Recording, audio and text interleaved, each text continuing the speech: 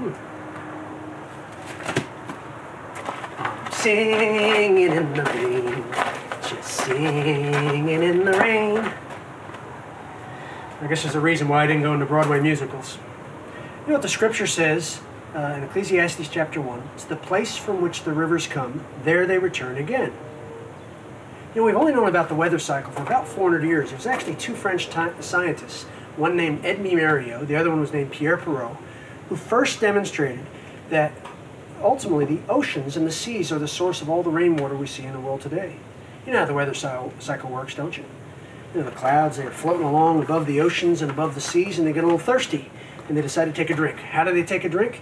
Through evaporation. They suck the water out of the ocean, suck the water out of the seas, and they take a drink, and then they float along, and they're now filled with all that water, and they run into the mountains and into the land, and they start to get a little queasy, and then you know the next thing that happens, they upchuck. They upchuck in the form of precipitation, you know, rain, snow, hail. And what happens to that water as it falls out of the sky?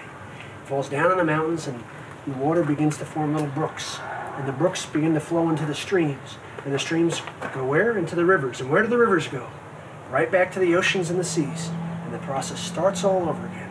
The Bible 3,000 years ago knew the weather cycle before modern science just discovered it in the past few centuries.